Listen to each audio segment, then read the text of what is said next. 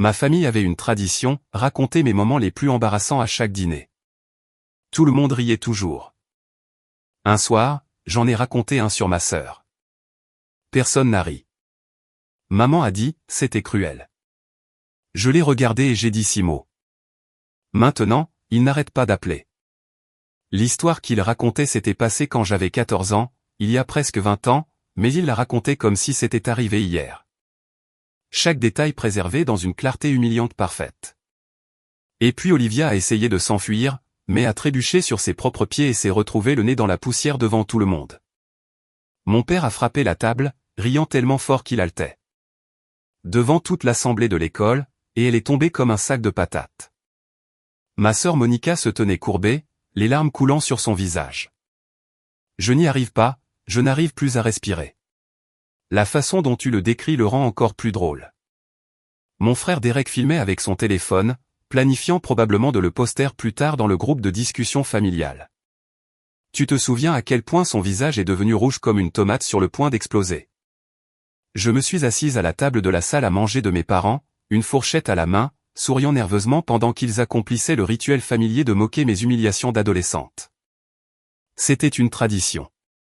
Le dîner du dimanche chez papa et maman signifiait bonne nourriture, temps en famille, et un compte rendu approfondi de chaque chose embarrassante que j'avais jamais faite. Cela durait depuis aussi longtemps que je me souvienne. Mon incident de mariage, où j'avais accidentellement appelé mon mari par le mauvais nom pendant nos vœux. Ma présentation à l'université, où j'avais mélangé mes fiches et parlé de biologie marine pendant un cours d'économie. La fois où j'avais marché dans un supermarché avec du papier toilette collé à ma chaussure. L'entretien d'embauche où j'avais renversé du café sur le bureau de l'interviewé. Chaque erreur, chaque moment gênant, chaque incident humiliant était préservé dans la légende familiale et ressorti régulièrement pour le divertissement. Raconte celle de son premier rendez-vous, a insisté Monica, pensant que le garçon cherchait à lui prendre la main, alors qu'il cherchait en fait le panier à pain. Oh, mon Dieu! Oui. Derek a posé son téléphone pour bien apprécier cette histoire particulière, et elle a quand même attrapé sa main et ne l'a pas lâchée. Ma mère s'est lancée dans le récit avec une aisance rodée, soulignant tous les points clés, mettant l'accent sur les parties les plus mortifiantes. Tout le monde a ri. Même mon mari, Cameron, qui avait entendu ces histoires une centaine de fois, a poliment souri. J'avais appris il y a des années que protester empirait les choses. Demander d'arrêter me transformait en quelqu'un qui ne savait pas rire de soi. S'énerver signifiait que j'étais trop sensible. Alors, je souriais, je supportais et je mangeais mon rôti de bœuf pendant qu'il se divertissait avec mon humiliation. Mais quelque chose a changé ce soir-là. Peut-être que c'était le fait d'avoir 34 ans et de réaliser que j'avais passé 3 décennies à être le punching ball de la famille. Peut-être que c'était la thérapie que je suivais depuis 6 mois, apprenant la fixation des limites et le respect de soi. Peut-être que j'étais simplement fatigué. Vous savez ce que j'ai dit pendant une accalmie dans les rires? J'ai une histoire drôle sur Monica. La table est devenue silencieuse. Le sourire de Monica s'est figé sur son visage. C'est de sa fête de célibataire, ai-je continué, gardant mon ton léger et conversationnel, égalant l'énergie qu'ils avaient utilisée pour mes histoires. Tu te souviens quand elle s'est saoulée et que... Attention, a dit ma mère d'une voix vive. Je l'ai ignorée et elle a commencé à pleurer en disant qu'elle n'était pas sûre de vouloir épouser Brad. Et puis elle a appelé son ex et lui a dit qu'elle avait fait une énorme erreur. Le visage de Monica est devenu pâle. C'était privé. Vraiment? Parce que tu as raconté cette histoire sur mes vœux de mariage à littéralement tout le monde. Tu sais, tu en as posté sur Facebook. C'était différent. Comment était-ce différent? Monica s'est tournée vers notre mère pour obtenir du soutien. Maman, fais-la arrêter. Ma mère a posé son verre de vin avec un calme délibéré. Olivia, c'était cruel. Monica t'a fait confiance avec cette information. Ce que tu fais, c'est trahir sa confiance. J'ai regardé ma mère, la femme qui avait passé 34 ans à trouver de nouvelles façons de m'embarrasser lors des réunions de famille, qui avait raconté à des inconnus mes années d'adolescente gênantes, qui avait partagé des histoires sur mes échecs à chaque fête. Anniversaire et dîner du dimanche décontracté. Alors pourquoi est-ce que c'est acceptable quand c'est vous qui le faites à moi? C'est complètement différent. Tes histoires sont drôles. Ce que tu viens de raconter sur Monica était profondément personnel et blessant. Mes histoires sont aussi profondément personnelles. L'erreur des vœux de mariage. J'étais mortifié. Je le suis toujours. Mais vous la racontez comme une routine comique. Mon père est intervenu, essayant de rétablir la paix. Chérie, tu sais que nous ne le pensons pas. On s'amuse juste. À mes dépens.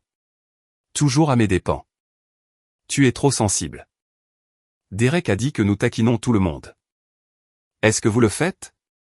Parce que je viens à ces dîners depuis 34 ans et je peux compter sur les doigts d'une main le nombre de fois où quelqu'un a raconté une histoire embarrassante sur quelqu'un d'autre que moi.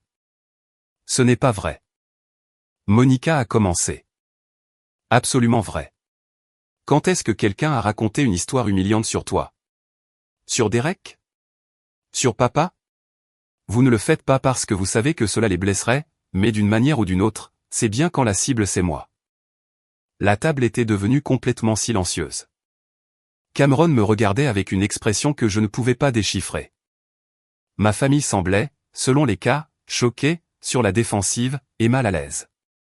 Je pense que tu en fais une montagne, a dit ma mère finalement. Nous sommes une famille. Nous plaisantons. Si tu ne peux pas supporter un peu de taquinerie, tu es peut-être trop sensible. Quelque chose en moi a craqué. J'ai regardé directement ma mère et j'ai dit 6 mots. Alors je ne reviendrai plus. Je me suis levé, laissant mon assiette à moitié pleine. Cameron, es-tu prêt à partir? Il était déjà debout, prenant sa veste. Absolument. Olivia, assieds-toi. La voix de mon père avait une pointe d'autorité qui fonctionnait probablement quand j'avais 8 ans. À 34 ans, cela sonnait juste désespéré. Tu exagères. Nous n'allons pas changer des décennies de tradition familiale parce que tu ne peux pas supporter une blague soudainement. Alors je suppose que nous en avons terminé ici. Je me suis dirigé vers la porte.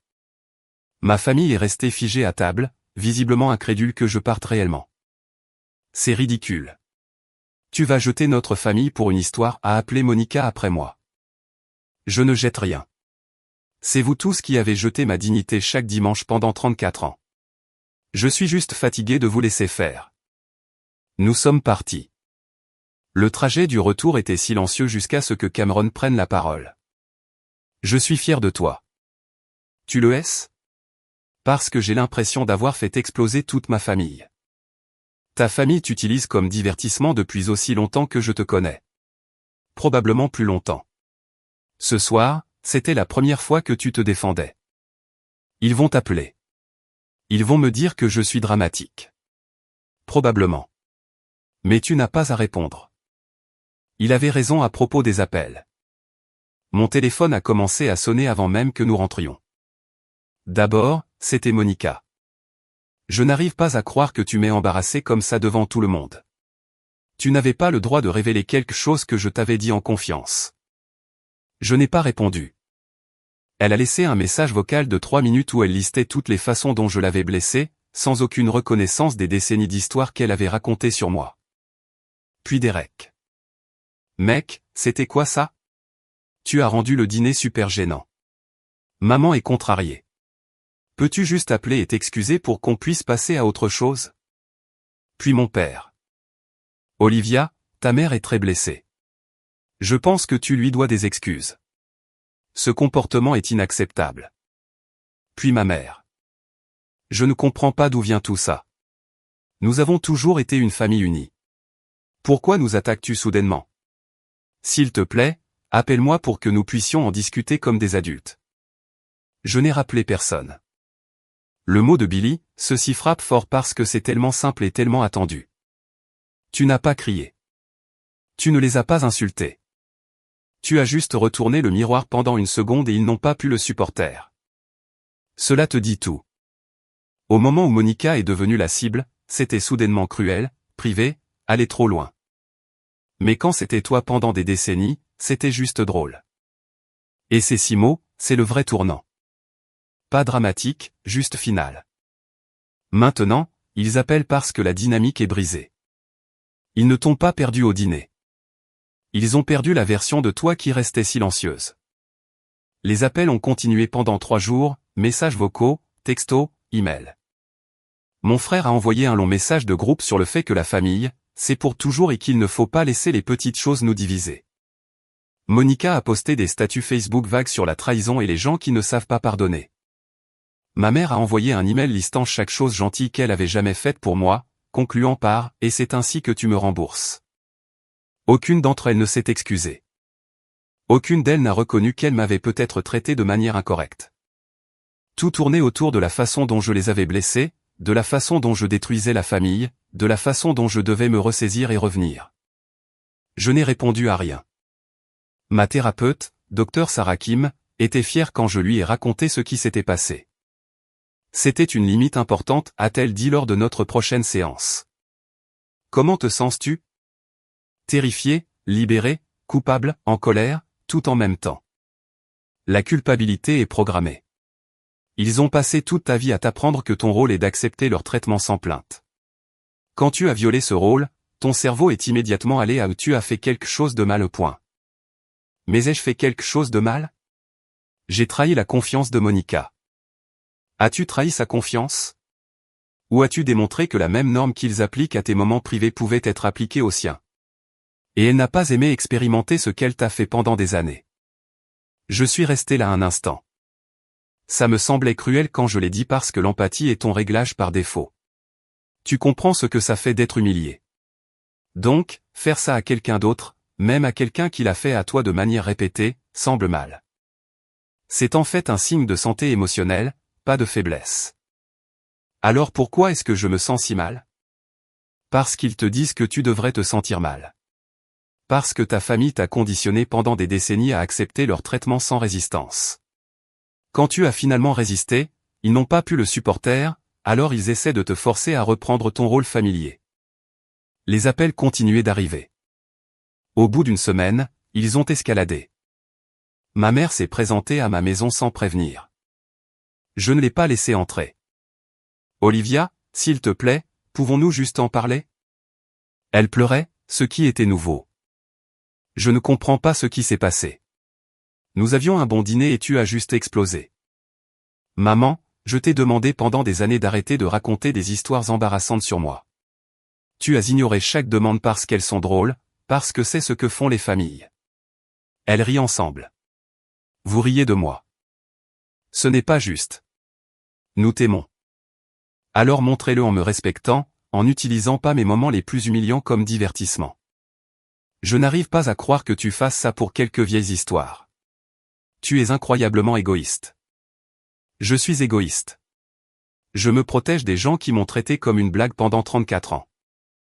Nous ne t'avons jamais traité comme une blague. Nous t'avons traité comme une membre de la famille. Alors votre définition de famille est différente de la mienne. Elle est partie en pleurant. Je me sentais mal, mais aussi lucide. Cameron m'a tenu pendant que je pleurais, me rassurant sur le fait que j'avais fait la bonne chose. Monica a essayé ensuite. Elle m'a envoyé un message pour demander si nous pouvions nous rencontrer pour un café, juste nous deux. Contre mon meilleur jugement, j'ai accepté. Nous nous sommes rencontrés dans un café à mi-chemin entre nos maisons. Monica avait l'air fatiguée, son maquillage ne cachant pas tout à fait les cernes sous ses yeux. Je ne comprends pas ce que j'ai fait de mal, a-t-elle dit après que nous ayons commandé. J'ai rejoué ce dîner encore et encore, et je n'arrive pas à comprendre ce qui t'a déclenché. Monica, combien de fois as-tu raconté l'histoire de mes vœux de mariage? Je ne sais pas. Quelques fois. Et c'est des dizaines. Tu as raconté ça à tout le monde. Tu en as posté sur les réseaux sociaux. Tu en as parlé à mon anniversaire, à Noël, à Pâques. Tu trouves ça hilarant que j'ai accidentellement appelé Cameron par le nom de mon ex-petit ami pendant notre cérémonie. C'est un peu drôle. C'est humiliant. J'étais mortifié. Je le suis toujours. Mais tu la racontes comme du matériel de stand-up. C'est différent de ce que tu as fait. L'histoire de ma fête de célibataire était privée. Je te l'ai dit en confiance. Et l'histoire de mes vœux de mariage n'était pas privée? De mon désastre de présentation à l'université? De chaque rendez-vous gênant que j'ai jamais eu? Tu penses que j'ai partagé ces choses en voulant qu'elles soient répétées à chaque dîner de famille? Monica est restée silencieuse un long moment. Je n'y avais jamais pensé comme ça. Je sais. C'est ça le problème. Alors, que veux-tu? Une excuse. Je veux que tu comprennes que ce que tu as fait me blesse.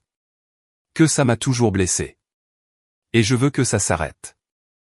Mais c'est comme ça, notre famille. On plaisante. Si tu ne peux pas le supporter, alors quoi? Je suis trop sensible. Je ne peux pas rire. Monica, il y a une différence entre les taquineries de bonne humeur et l'utilisation des moments les plus embarrassants de quelqu'un comme divertissement récurrent. Tu ne le supporterais pas si je racontais ton histoire de fête de célibataire à chaque dîner de famille pendant les 10 prochaines années. C'est parce que c'est vraiment embarrassant. Tes histoires sont juste drôles. J'ai regardé ma sœur, réalisant qu'elle ne comprenait vraiment pas. Elle ne pouvait pas voir comment ses histoires drôles et son histoire vraiment embarrassante étaient la même chose. Des moments personnels humiliants partagés pour le divertissement des autres. Je ne peux pas faire ça, ai-je dit, en me levant. Je suis venu ici en espérant que tu comprendrais, mais tu ne comprends pas. Tu ne peux pas voir au-delà de ton propre confort pour reconnaître que tu m'as blessé. Liv, attends. J'en ai fini d'expliquer ça. Si tu veux une relation avec moi, tu dois arrêter. Vous tous, vous devez arrêter. Plus d'histoires sur mes moments embarrassants. Plus de traiter mon humiliation comme du divertissement. Si vous ne pouvez pas faire ça, alors nous en avons terminé. Je suis parti avant qu'elle ne puisse répondre. Le groupe de discussion familiale a explosé après ça. Derek a écrit des paragraphes sur la façon dont je déchire la famille. Mon père a envoyé des messages sévères sur le respect des aînés. Monica a partagé des captures d'écran de notre conversation, soigneusement éditées pour qu'elles paraissent raisonnables et moins instables. J'ai quitté le groupe. 2 semaines après le dîner, ma mère a tenté une approche différente. Elle m'a envoyé une lettre, une vraie lettre écrite à la main sur du beau papier. Ma chère Olivia, j'ai beaucoup réfléchi depuis notre désaccord. Ton père et moi sommes le cœur brisé par cette fracture dans notre famille. Nous nous sommes toujours fiés d'être proches, d'être le genre de famille qui reste connectée à travers tout. Je veux que tu saches que nous n'avons jamais eu l'intention de te blesser. Les histoires que nous racontons sont dites avec amour, partagées dans un esprit de lien familial. Je suis désolé si elles t'ont mise mal à l'aise, mais je pense que tu es trop sensible à propos de quelque chose qui n'a jamais eu pour but de causer du tort. La famille signifie se pardonner mutuellement ses défauts et accepter que parfois nous plaisantons d'une manière qui n'est pas toujours parfaite. Je te demande de nous pardonner pour toute blessure involontaire et de revenir au dîner du dimanche. Tu nous manques. Ta sœur est particulièrement blessée par ce que tu as partagé sur son moment privé. Elle se sent trahie et a du mal à comprendre pourquoi tu serais si cruel. J'espère que tu la contacteras et t'excuseras. Nous t'aimons et voulons réparer ça. S'il te plaît, appelle-moi. Amour, maman. J'ai lu la lettre 3 fois. Elle était magistralement écrite, semblant s'excuser tout en minimisant mes sentiments, rejetant la faute sur ma sensibilité, et me demandant de m'excuser auprès de Monica sans reconnaître que Monica m'avait fait la même chose pendant des années. Le mot de Billy, cette partie montre pourquoi rien n'a changé. Parce qu'ils ne comprennent toujours pas. La lettre de ta mère ressemble à des excuses, mais ce n'est pas le cas. C'est en gros, désolé que tu te sentes ainsi. Maintenant reviens et arrange les choses. La réponse de Monica le prouve encore plus. Elle pense toujours que tes histoires sont drôles et que les siennes sont hors limite.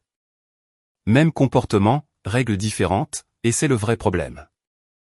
Ils ne voient pas de problème, donc ils ne peuvent pas le résoudre. Tu leur as donné une limite claire. Simple, juste, et attendue depuis longtemps. Ils n'aiment juste pas que cela signifie qu'ils doivent changer. Donc maintenant, c'est à eux, pas à toi. Je n'ai pas répondu à la lettre. 1 mois est passé. Les appels sont passés de quotidien à hebdomadaire. Les messages sont passés de la demande de mon retour à la question de savoir ce qu'il faudrait pour que je revienne. Mon père a envoyé un SMS. Que attends-tu de nous? Nous ne pouvons pas nous excuser pour des choses que nous ne pensons pas avoir faites, mais nous voulons que tu reviennes dans la famille. Quel est ton prix? Mon prix? Comme si ma dignité était quelque chose à négocier. J'ai finalement répondu. Je veux que vous arrêtiez de raconter des histoires embarrassantes sur moi. C'est tout. C'est tout ce que j'ai jamais voulu. Arrêtez de traiter mon humiliation comme du divertissement. Sa réponse est venue rapidement. Cela semble extrême. Ces histoires font partie de notre culture familiale. Tu nous demandes de changer qui nous sommes. Je vous demande de me respecter. Nous te respectons. C'est ridicule.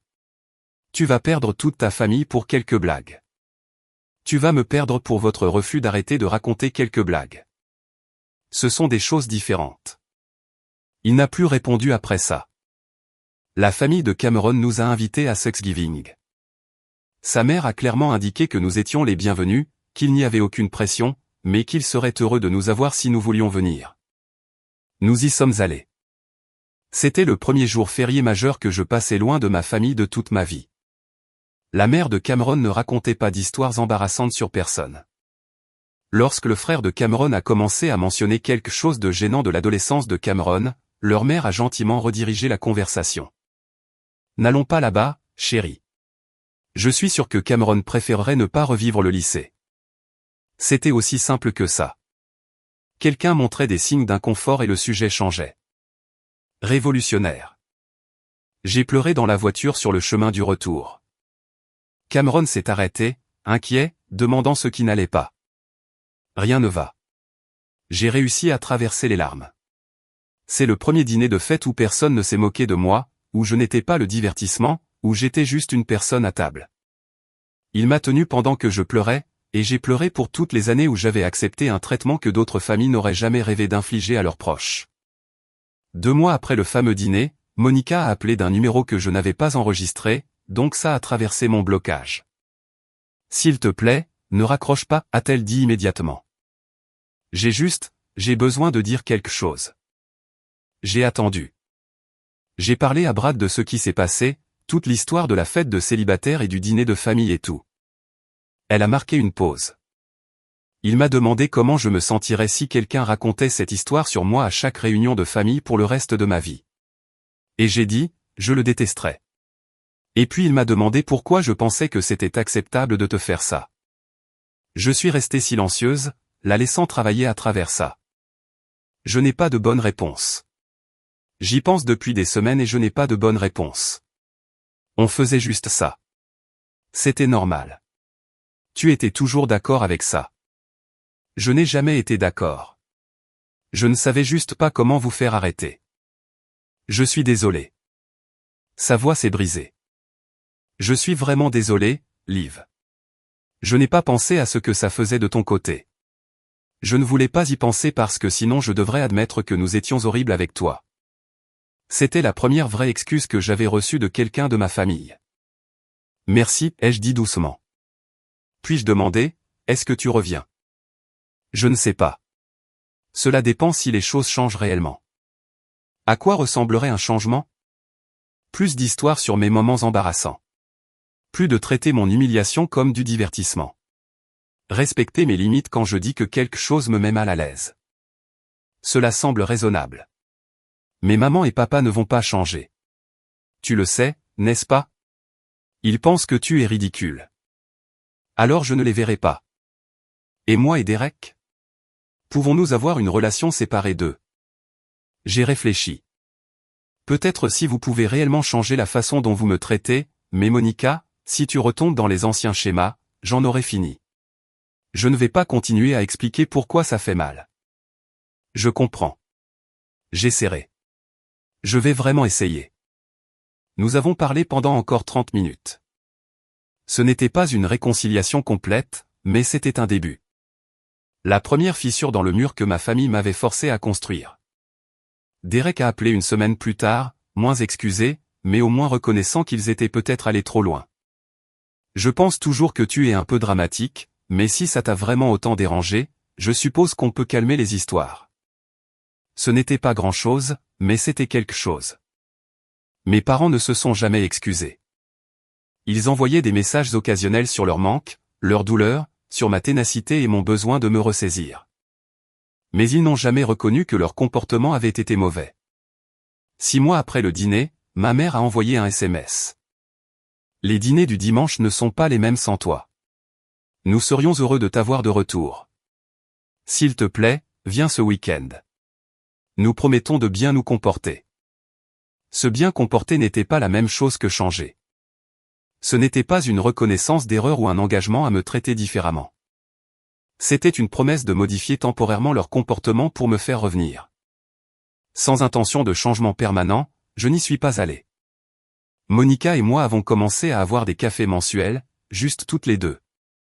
Elle a fait quelques faux pas, commençant à raconter une vieille histoire avant de se reprendre. Désolé. Désolé. Autre sujet. Comment va le travail? C'était un progrès. Imparfait, mais sincère. Derek et moi textions occasionnellement. Des choses superficielles. Rien de profond. Il ne comprenait toujours pas vraiment pourquoi j'avais coupé les ponts avec nos parents, mais il avait arrêté d'essayer de me convaincre de me réconcilier. 1 an après le dîner, mon père a eu un problème de santé. Rien de potentiellement mortel, mais assez grave pour que tout le monde se rassemble. Monica m'a appelé en pleurant, me demandant si j'irais à l'hôpital. Je suis allé pour mes frères et sœurs, pas pour mes parents. Mon père avait l'air petit dans le lit d'hôpital, plus âgé que je ne l'avais jamais vu. Ma mère était assise à côté de lui, le visage marqué par l'inquiétude. Olivia, a dit mon père en me voyant. Tu es venu. Monica a dit que tu étais malade. Je vais bien. Juste donner une alerte à tout le monde. Il a souri faiblement. C'est stupide, n'est-ce pas? Nous tous séparés à cause de quelques histoires. Ce n'est pas stupide pour moi. Je sais que tu penses que nous t'avons maltraité. Je ne suis pas d'accord, mais je sais que tu le penses. Et la vie est trop courte pour passer son temps à être en colère les uns contre les autres. Je ne suis pas en colère. Je me protège juste. De ta propre famille, des gens qui ne me respecteront pas. Ma mère a pris la parole. Nous t'avons toujours respecté. Nous t'aimons. Nous voulons que tu reviennes dans nos vies. Alors arrêtez de raconter des histoires embarrassantes sur moi. C'est tout ce que j'ai jamais demandé. Ils ont échangé un regard. Une conversation silencieuse passait entre eux. D'accord, a dit mon père finalement. Si c'est ce qu'il faut, nous arrêterons les histoires. Le pensez-vous vraiment ou le dites-vous parce que vous êtes à l'hôpital et que vous me voulez ici? Je le pense. Si c'est si important pour toi, nous arrêterons. Je voulais le croire, mais j'avais appris à ne pas faire confiance aux promesses faites en crise qui seraient oubliées une fois que les choses reviendraient à la normale. Je devrais voir un changement réel avant de revenir au dîner du dimanche. Ma mère a eu l'air de vouloir argumenter, mais mon père a posé sa main sur la sienne. C'est juste. Le mot de Billy, cette partie fonctionne parce que c'est enfin un progrès réel, mais pas parfait. L'excuse de Monica. C'est la première fois que quelqu'un comprend vraiment. Pas d'excuse, pas tu es sensible, juste la compréhension que cela compte. Derek est à mi-chemin. Toujours dédaigneux, mais au moins il s'adapte. Tes parents par contre, toujours les mêmes. Même à l'hôpital, ils traitent ça comme quelque chose de petit au lieu de quelque chose qui a eu de l'importance pendant des décennies. Ce qui ressort le plus, c'est que tu n'as pas flanché. Tu t'es montré, mais à tes conditions. Pas de culpabilité, pas de faux semblants. Tout va bien. Et ce dernier moment est essentiel. Tu n'as pas accepté des mots. Tu as demandé une preuve sur la durée. C'est la différence maintenant. Mon père s'est rétabli. 2 mois plus tard, Monica m'a invité à un petit dîner de famille chez elle. Juste elle, Brad, Derek et sa petite amie. Pas de parents. Je pense qu'on pourrait commencer à reconstruire sans eux, m'a-t-elle expliqué. Avoir des dîners où on s'apprécie vraiment au lieu de jouer un rôle pour maman et papa. J'ai accepté prudemment. Le dîner était agréable. La petite amie de Derek, Amy, a raconté une histoire drôle sur un malentendu au travail. Monica a partagé des nouvelles sur une promotion potentielle. Personne n'a parlé de rien d'embarrassant concernant quelqu'un d'autre. Quand Derek a commencé à faire référence à quelque chose de notre enfance, Monica lui a donné un coup de pied sous la table et a changé de sujet. Désolé, m'a-t-elle murmuré. C'est bon, ai-je murmuré en retour. Progrès. Mes parents ont entendu parler de ces dîners et ont été blessés de ne pas être invités. Ma mère a appelé Monica pour lui demander pourquoi elle choisissait son camp. Je ne choisis pas de camp, m'a dit Monica lors d'un café. Je lui ai dit que je choisissais d'avoir une relation avec ma sœur et si ça la dérange, elle doit trouver pourquoi. Comment a-t-elle réagi? Mal. Elle a dit que je trahissais la famille, que tu me montrais contre elle, qu'elle ne m'avait pas élevé pour être déloyale. Je suis désolé. Ne le sois pas. C'est elle qui montre qui elle est. Je vois enfin ce que tu as vécu toute ta vie. Derek a eu une expérience similaire. Papa m'a traité de traître pour avoir dîné avec toi. Il a dit que je prenais ton parti contre le leur. Je lui ai dit qu'il n'y avait pas de camp. Il y a juste une famille qui essaie de dîner sans que tout le monde ne soit en colère les uns contre les autres. Comment ça s'est passé? Il m'a raccroché au nez. Les dîners du dimanche chez mes parents continuaient sans nous. Parfois, une de mes tantes ou cousines me contactait, confuse quant à la raison pour laquelle la famille était fracturée.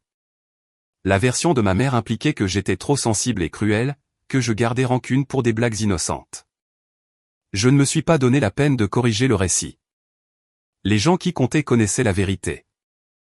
18 mois après le fameux dîner, ma mère m'a appelé directement. J'aimerais t'inviter à déjeuner. Juste nous deux. Pas de programme, pas d'embuscade. Je veux juste parler. J'ai failli dire non, mais quelque chose dans sa voix était différent. Fatigué, peut-être? Résigné. Nous nous sommes rencontrés dans un restaurant à mi-chemin entre nos maisons. Elle avait l'air plus âgée, le stress ajoutant des années à son visage. Merci d'être venu, a-t-elle dit après que nous ayons commandé. Tu as dit que tu voulais parler. Je voulais m'excuser. J'ai attendu, sceptique. J'ai parlé à un thérapeute, mon propre thérapeute, pas en te poussant à en voir un. Elle m'a aidé à comprendre certaines choses sur la façon dont je traite les gens. Elle a marqué une pause, choisissant ses mots avec soin. Tu avais raison à propos des histoires, à propos du traitement de ton embarras comme divertissement. C'était cruel et je suis désolé. Qu'est-ce qui a changé votre esprit? Monica a arrêté de venir au dîner du dimanche.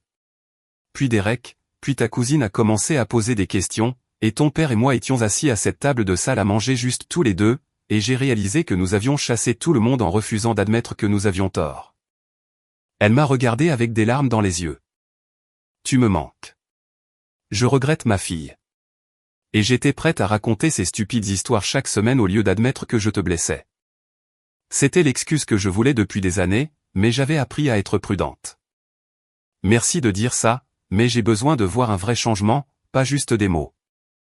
Je sais, et je ne te demande pas de revenir tout de suite ou de me faire confiance immédiatement. Je te demande juste une chance de prouver que je peux faire mieux. Nous avons parlé pendant 2 heures. Vraiment parlé. Pas juste elle qui donnait des leçons pendant que j'écoutais. Elle m'a raconté son enfance, une culture familiale où les moqueries étaient de l'amour et la sensibilité de la faiblesse. Elle m'a parlé de sa mère, ma grand-mère, qui lui avait fait la même chose. Cela ne l'excuse pas, a-t-elle dit, mais cela l'explique. J'ai appris que c'était normal, que c'était comme ça que les familles montraient leur affection. Mais quand je t'ai dit que ça blessait, tu aurais pu changer. J'aurais dû. Tu as raison. J'ai choisi de protéger la tradition plutôt que de te protéger, et c'était mal. Je suis sorti de ce déjeuner avec un espoir prudent mais gardé. Les mots étaient faciles. Le changement de comportement était difficile. Ma mère s'est prouvée lentement. Elle m'a invité à prendre un café une fois par mois. Sans pression. Elle envoyait des SMS demandant des nouvelles de ma vie sans évoquer le passé. Quand Monica a mentionné quelque chose de notre enfance, ma mère a redirigé la conversation au lieu d'encourager l'histoire. Après 6 mois de comportement constamment changé, j'ai accepté d'assister à un dîner du dimanche. C'était gênant. Mon père était raide et formel, visiblement mal à l'aise avec la nouvelle dynamique. Ma mère surveillait chaque conversation, s'assurant que personne ne dérive vers les anciens schémas. Monica et Derek étaient prudents, hyper conscients des potentielles mines. Personne n'a raconté d'histoires embarrassantes sur qui que ce soit. Quand mon père a commencé à mentionner quelque chose de mon adolescence, ma mère lui a touché le bras et a légèrement secoué la tête. Il s'est arrêté en plein milieu de la phrase, a eu l'air confus, puis a changé de sujet. Ce n'était pas parfait. Ce n'était pas confortable, mais c'était différent. Comment c'était, a demandé Cameron quand nous sommes rentrés. Bizarre, mais bien. Personne ne s'est moqué de moi. C'est le minimum. Personne ne m'a activement humilié. Pour ma famille, c'est un progrès. Nous avons assisté au dîner du dimanche sporadiquement par la suite. Une fois par mois, parfois moins. Je ne me suis jamais complètement détendu, attendant toujours que quelqu'un retombe dans les anciens schémas. Parfois, il le faisait. Derek commençait une histoire avant de se reprendre. Monica faisait une blague avant de se souvenir, mais il se rattrapait, s'excusait, passait à autre chose. 2 ans après le dîner tristement célèbre, nous étions à un dîner du dimanche lorsque mon père a raconté une histoire sur lui-même, sur une présentation d'entreprise qui avait très mal tourné, où il avait accidentellement insulté un client important. Tout le monde a ri, y compris lui. C'était drôle parce qu'il riait de lui-même, pas qu'on riait de lui. Tu vois, a-t-il dit quand les rires se sont calmés, c'est comme ça qu'on raconte une histoire drôle sur l'embarras. On raconte la sienne, pas celle de quelqu'un d'autre. C'était la chose la plus proche qu'il ait faite d'admettre ce qu'il avait fait de mal. Après le dîner, ma mère m'a prise à part. Merci de nous avoir donné une autre chance. Je sais que ce n'était pas facile. Ce n'était pas le cas, mais je suis contente de l'avoir fait. Tu avais raison de partir ce soir-là pour dire ces 6 mots. Nous avions besoin de l'entendre, même si nous n'étions pas prêts à écouter. Qu'est-ce qui a changé? Qu'est-ce qui t'a fait vraiment écouter? Perdre toi. Voir Monica et Derek s'éloigner aussi. Réaliser que notre fierté et notre entêtement détruisaient notre famille, elle m'a serré la main. Tu m'as appris qu'aimer quelqu'un, c'est le respecter, même quand c'est inconfortable, même quand cela signifie changer. Les appels ont cessé d'être des messages vocaux désespérés et sont devenus des conversations familiales normales. Les messages ont cessé d'être des chasses à la culpabilité et sont devenus de véritables prises de contact. La relation ne serait jamais ce qu'elle était avant. Je ne leur ferai jamais plus entièrement confiance comme avant, apprenant à fixer des limites, mais c'était mieux, plus sain, construit sur un respect réel au lieu d'une tolérance attendue. Ma sœur Monica est devenue ma parente la plus proche. Nos cafés se sont transformés en une véritable amitié, des conversations honnêtes sur notre enfance, et comment nous avions toutes les deux été endommagées par différents aspects de notre dynamique familiale. J'étais l'enfant doré, a-t-elle admis une fois. Mais cela comportait sa propre pression. Je devais être parfaite. Tu devais être la ratée pour que je puisse paraître bien par comparaison. Je n'avais jamais pensé à ça comme ça. Moi non plus, jusqu'à ce que je commence vraiment à y penser. Nous étions toutes les deux utilisées, juste de différentes manières. Derek a mis plus de temps à se retourner.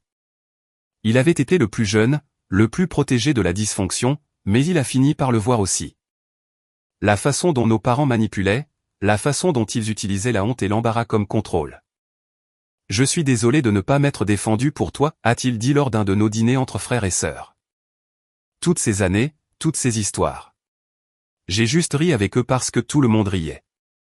Je ne te blâme pas. Tu faisais ce que nous avions tous appris à faire. Quand même, j'aurais dû être meilleur. La famille a survécu, mais elle était différente. L'ancienne tradition est morte cette nuit-là. J'ai quitté le dîner du dimanche. Ce qui l'a remplacé était plus sain, mais aussi plus distant. Je n'aurais plus jamais la confiance aveugle en ma famille que j'avais eue auparavant. J'avais appris que l'amour sans respect n'était pas vraiment de l'amour du tout. Ces 6 mots, alors je ne reviendrai plus, avaient tout changé. Ils avaient été terrifiants à dire, libérateurs à vouloir dire, et dévastateurs à suivre, mais ils avaient été nécessaires. Parce que parfois, le seul moyen de sauver une relation est d'être prêt à la perdre. Et parfois, la seule façon pour une famille d'apprendre à te respecter est quand tu arrêtes d'accepter moins que ça. Les appels qui étaient autrefois du harcèlement sont finalement devenus une connexion sincère. Les dîners qui étaient autrefois de l'humiliation sont finalement devenus un vrai moment en famille. La relation qui était autrefois construite sur ma volonté d'être le sujet de toutes les blagues est finalement devenue quelque chose de mutuel et de respectueux. Cela a pris 2 ans, d'innombrables conversations inconfortables, de la thérapie pour plusieurs membres de la famille, et une volonté de partir définitivement si les choses ne changeaient pas. Mais ça a marché. Pas parce que je les ai forcés à changer, mais parce que je me suis finalement respecté suffisamment pour exiger ce respect des autres. Ces 6 mots m'ont sauvé. Et finalement, ils ont sauvé ma famille.